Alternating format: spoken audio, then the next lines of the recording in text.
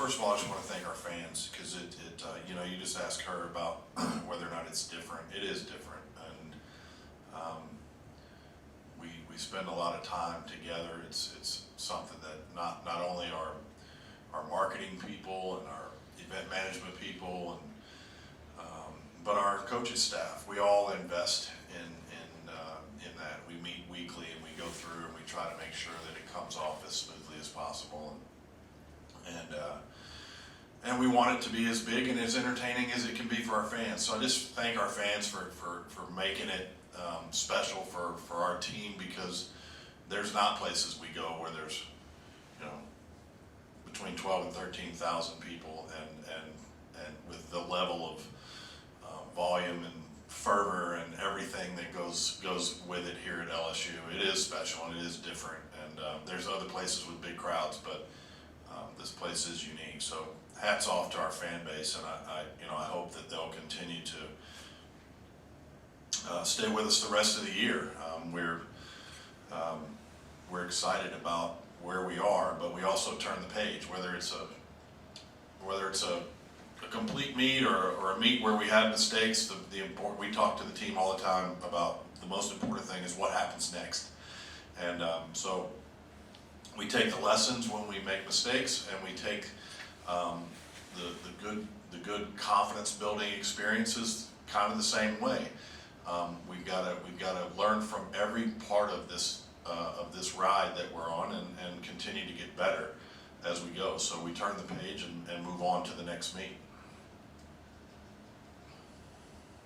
I just looked back at the schedule last year. It didn't hit 198 until February 17th, so a month ahead of schedule there. What do you kind of attribute that to, and how does it show that in tune you guys are this early in the season? Yeah, I mean, you know, everybody, we're all, I think even gymnastics enthusiasts get in love with the score of a 198, and it's great, and it obviously means you did a lot right if you're scoring that. But at the same time, I don't know if we've ever had a target date that we'd like to be scoring a certain score. Scores are not things we can control. Judges see things differently week to week. You could put the same performance out there the very next week and get 5 or 6 tenths lower, or a few tenths higher, and it's the subjectivity of the sport is still there. So certainly proud of the performance, and that's what we concentrate on. It's where we put our focus is just on the level of our performance, and so I think it's great. I think it does show that we've kind of we've achieved a level of success in a particular meet earlier than maybe we have in the past. But it's only as good as what the next one looks like, because we've got to be able to sustain that and really grow in our confidence. I asked the team yesterday when we came in, I said, is that a flash in the pan, or is this who we are? And we've got to make a decision about that, because you know, the first 2 weeks we didn't look like that, and so now what I'm hopeful and what I'm pushing for with them is that they grow in their confidence, and that they become incredibly intentional every day in practice about maintaining that level of intensity. We talk about the two things that make us successful, and they're not mutually exclusive. If you watch our hype videos or you watch anything, what you see is a mixture of intensity and joy. There's an intentional and a focus and a drive, but it's also joyful. And when they're loose and when they're having a good time, you got to combine those two. When those two things are there, there's the thing that's not seen there is that it's a really high level of confidence, and that's where we're at our best, and that's what we're striving to duplicate. We just talk about Kiya for a little bit. What did she mean to you last year? Kiya? Yeah. Kiya means everything to this team, to this program. Last year, when she went down, it was a gut punch for everybody. I mean, you saw the emotion. I've seen videos of the emotion of the rest of the team, and Aaliyah Finnegan just weeping in the middle of a meet, because Kiya represents virtually every attribute that we want our program to be, and they look to her, and so when she went down, it was difficult for everyone, but in many ways it also propelled them forward, because they want to honor that person. Kiya is And there's others. You know, we talk about Haley all the time in the same light. We talk about Aaliyah and others. It's a set of attributes that I think has become part of the fabric of our program, and Kiya has certainly been instrumental and sort of a catalyst for what our culture looks like. And but she stayed with it. She never once felt sorry for herself. She stayed engaged. She kept her smile on. She was encouraging everybody. And when you have an athlete that handles their own adversity that way, because it's easy to go in the tank. It's easy to feel sorry for yourself. It's easy to become self-oriented in times of trouble like that. And she didn't do it. And it's a testament to the character. It's not just Coach sitting up here talking about what a great person she is. She is everything that we say that she is. And so she was a tremendous impact for us last year. And we're very, very fortunate. I feel blessed beyond measure that she decided she wanted to come back and do it one more time with us. Yeah, 'cause how hard did she rehab? Or is that, again, when you told me, I was shocked that she was back as fast as she was. You know, as a general rule, Achilles tendons will rehab pretty well if you're diligent about and follow the protocols. You know, she mentioned she had one early in her high school days, where on the other leg, that so she kind of knew the drill and knew what was ahead of her, and it's a solid 6-month process before you really can begin to be released to do everything. But it's just like everything else about her. She's very disciplined and diligent, and she just quietly goes about her work, and that's the way she did her rehab too. But the cool thing is that, you know, prior to getting hurt, she wasn't sure if she wanted to come back, you know, because we'd been nursing that thing. She was tired of being afraid and tired of it hurting, and it had been hurting for 2.5 years, and we were trying to manage our numbers and do everything we could, and, you know. And so once it went, it was almost a relief. And like once that bubble popped, she was like, I think I want to do this again, because now I won't be afraid. And the nice part is that she's even mentioned before is that I don't go to her every 10 minutes, say, how's it feeling today? How are we doing today? Because I know she's feeling good. And the times that I do check on her, she's like, I'm good. I feel good. My legs feel good. My ankles feel good. Everything's good. So just having her back is just a tremendous boost for everybody. Jay, you said you told the team you don't want to be a flash in the pan, but you've also said after the meet, you want to balance, you want to be judicious with your lineup, and it's the long haul. It's not just about this week, but the long haul. So, how much thought have you already given to who might compete? Now, I assume you don't have your 24 lineup routine set yet, but how much thought have you given to it, and we'll give to it this week? We spent a lot of time yesterday before we got back in the gym and as a staff, and just talked about some goals that we'd like to have in terms of getting people rest, where those places in the season might go. We talked about that in December, and we're just kind of revisiting it again. I do think it's nice to know, particularly on floor, the leg events, that we have some options, which potentially gives us the opportunity to do that. But herein lies the thing. Like I've told y'all before, wins and losses don't mean a thing in terms of what happens ultimately in a season, but they mean something to us, right? So we have to be, we got to balance. I don't want to make decisions about what's best for the team or for a particular individual based on the desire to win a dual meet. As crazy as that sounds when you're in sport, because we want to win them all, and I get, you know, the closer you get to a competition, the more clouded your judgment can come because you want to win. And so we've just got to be, very logical and methodical about what we do. I don't know what that looks like this week or any other week for that matter, but I do know that the goal from the get-go, if our depth held and if our depth was productive and if people were doing their jobs and could go in and not have a kind of a precipitous drop in our ability to score, we didn't want to ride Haley and Aaliyah and the same people over and over and over again. That's not a good place to be by the time you get to April. Fresh legs in April are very, very important. And so I don't know, Scott, exactly what that looks like, but I do know that it's in our conversations to try and pick our spots and make sure that we move the pieces around that we can and that we should, without running a risk to really damaging our ability to keep the momentum going. I guess my first question is, did Connor's beam routine change? Yeah. And then I guess what went into the decision of changing that, and will her triple series be added back later in the season?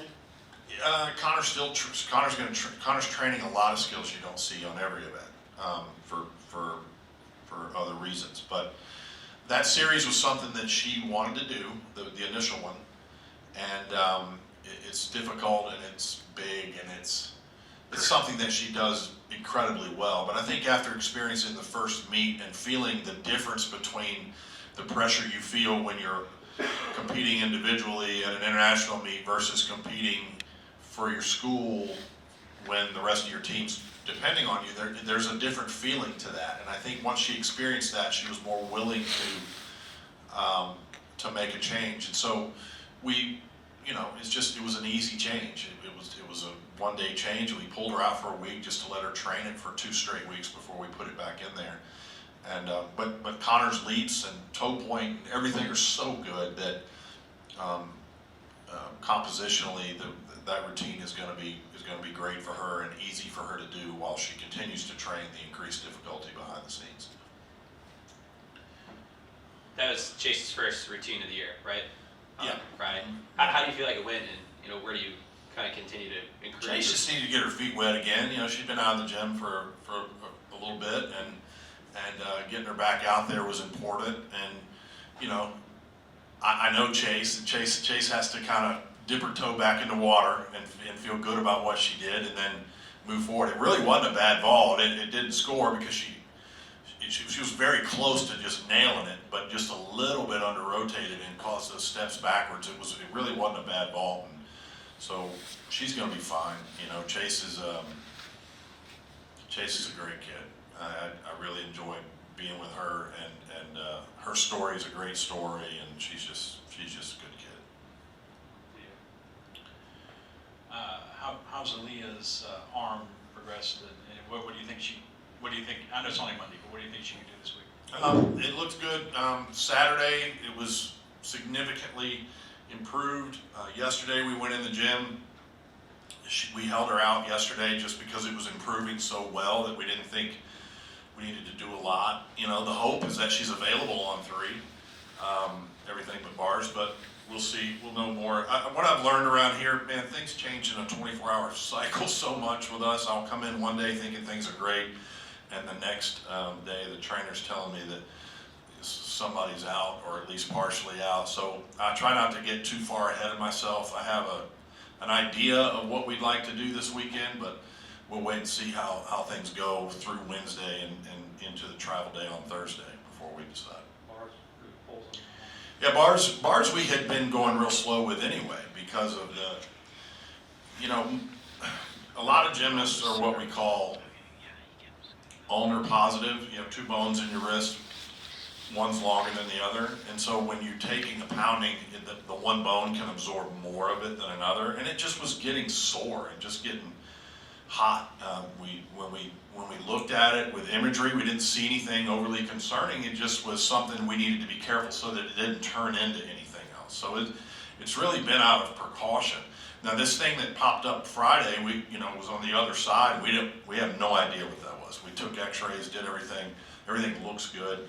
She's feeling better. Again, it's just out of ultimate precaution. Could she have gone if we had forced the issue? Yeah, but there was no need to. As you see, we had other people who could go in, and we had those options, and still were able to put the scores up on the board. I feel like we talked about it last year, but just seeing the crowd that you guys had Friday, the crowd that was in here yesterday, the crowd that's going to be here Thursday.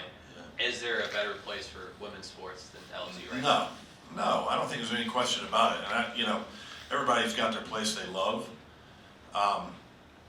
but it doesn't take a whole lot to look around here and see the support that we have in women's sports from our fan bases, the resources that we have from our athletic department.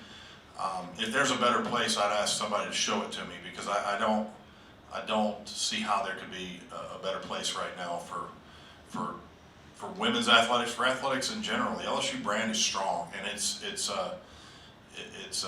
it's fun to be a part of it. It's fun to, we had a head coaches meeting this morning, and I enjoy being around everybody. I enjoy hearing what they have to say and you know, hearing their perspectives in their sport and trying to figure out how can I apply that to what we're doing, you know, and how can I take that and modify it.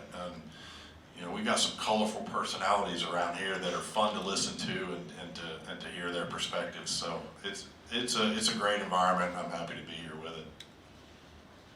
What do the younger girls on the team, girls like Connor and Amari, the girls we don't see like Kylie and Leah, what do they bring to the team in terms of like morale and just like boosting up their teammates? Could you speak to that? Well, I think freshmen in general, you have to give them time. You know, we challenge everybody. You heard Kiya allude to it. We don't do captains. We don't assign leadership roles on a team the size of ours. We want to challenge everybody to use their leadership abilities in their own way. Everybody's got their own style. We tell everybody, you're leading one way or the other. You're either leading positively or you're leading negatively. And sometimes you lead by example. Sometimes you lead in your verbiage and your words. Sometimes you lead in keeping other people loose. Sometimes you lead in encouragement and bringing up other people around you. So we challenge them to figure out what their leadership style is, and they all, you know, most freshmen kind of, it takes a little while for them to warm up and figure out where they fit in that scenario. The main thing right now is just for them to be comfortable and happy and to be able to latch hold of, they all seem to latch hold of an upperclassman at some point who sort of mentors them and brings them along.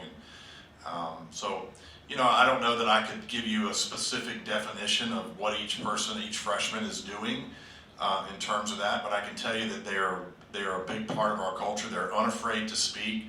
I mean, our whole theme, Get There, came from Amari, really. I mean, she's the first person that uttered that phrase, and everybody latched hold of it. So they're, you know, the freshmen contribute in so many ways, it's really hard to quantify. I don't know that I've ever asked you, what's going on with Alena? Alena's just got a chronic back issue that she's dealt with since her early teens. And it got hot in the fall, and we've just been having a difficult time getting it calmed down. You know, I don't really have any other details other than that. It's just your backs are a tricky thing, and we're doing everything we can to try to get it to where she's comfortable and can move around, you know, without being in any discomfort. But it's been a challenge, and she's frustrated. You know, I think we all are a little bit with it because we had hoped it would have made a lot more progress by now. But that's where Alena's at right now. Then just taking the show on the road this weekend, what do you see in Missouri competing there, et cetera? Missouri's a good team. I mean, Missouri, you know, there was a day before Shannon Welker got there that, you know, Missouri was a team that you could expect to do pretty well against. And these days, I mean, I think if I looked at the rankings today, I think 6 or 7 of the SEC teams are in the top 10. And Missouri's certainly an incredibly good team, and it's a hard place to win over there. I mean, we've a lot of teams, not just us. A lot of teams go in there and have difficulty. But look, we love Missouri. That's the way we're going to approach it. That's what we talked about yesterday. Our attitude is we can't wait to get over there. We can't wait to embrace that. We can't wait to get in their environment and have some fun with it. Our intention is to be the same team we were in here on Friday night, just from an outlook standpoint, and go get it. You know, we're kind of trying to create that attack, aggressive mindset that we need to have the rest of the way. We feel good about the fact we got over some of the early, you know, first 2 meet hiccups, and let's ride this wave and let's go.